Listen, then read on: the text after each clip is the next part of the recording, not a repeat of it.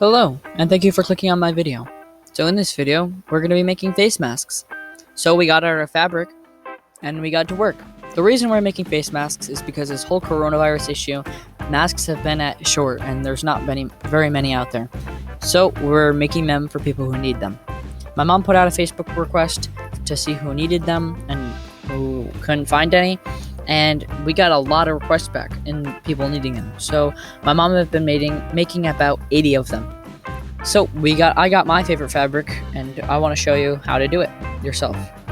So this is my fabric. I put the wrong side of the fabric up, which is the lighter side of that fabric, and we're going to be folding in on this fabric and making creases with the iron in order to use them when we're sewing later on. So I folded the left side of my fabric like this, and I also did that to the right side, and then I folded it in as shown here. So we're finding the middle of the fabric here, so then we can fold into that many times. And as I said, it's kind of like a reference point for our sewing later on. So I creased this with my iron, and then careful not to burn yourself, did that a few times. And then I folded the left side in, and yeah. So my mom and my Mima have been working on these for probably about a week now, something like that, a few days, 5 days maybe. My Mima's like really fast at sewing, and she's a really great sewer. And this is my first time sewing, so go a little easy on critiquing me. But we're gonna fold the fabric as shown, and I hope this tutorial also helps you know how to make your own. And yeah, so we're gonna be we're gonna take the same fabric, and we're gonna be cutting a 2-inch by 4-inch piece of a rectangle piece of fabric. And this piece of paper was just a template for what the width of the fabric, and so then we didn't have to measure it and take a longer time. And so we got down pretty fast in making these, and yeah. So this is my kitchen table. Actually, we transformed our whole kitchen into like a sewing factory, it looks like.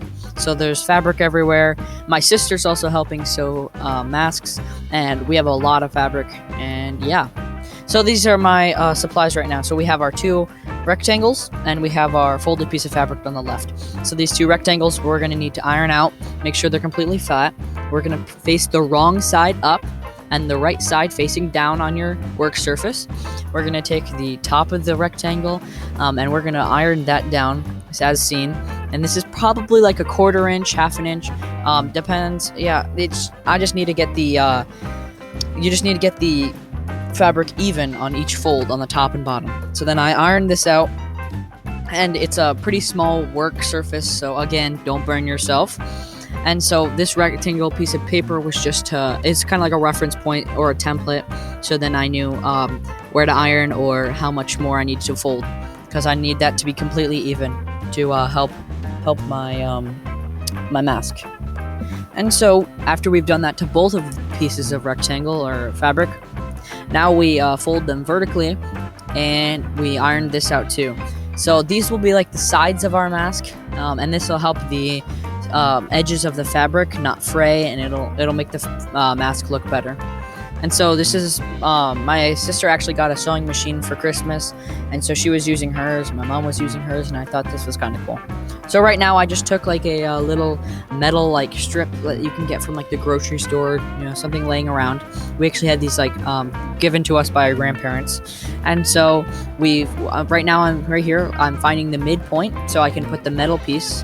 And this metal piece will serve as like a nose brace, like it'll go around your nose or up above your nose, and we're sewing this into the fabric. So I started by sewing it like only 3 to 4 stitches into the fabric right next to the metal.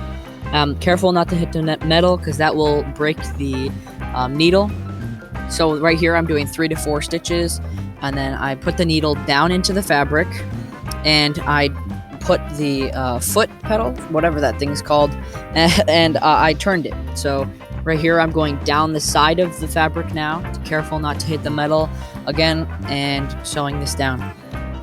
So this will keep the metal inside of the fabric, and will brace your nose when you're wearing the mask, and it's quite comfortable actually. We tried aluminum wire, and that was too much, we found, so we found a smaller thinner piece of metal.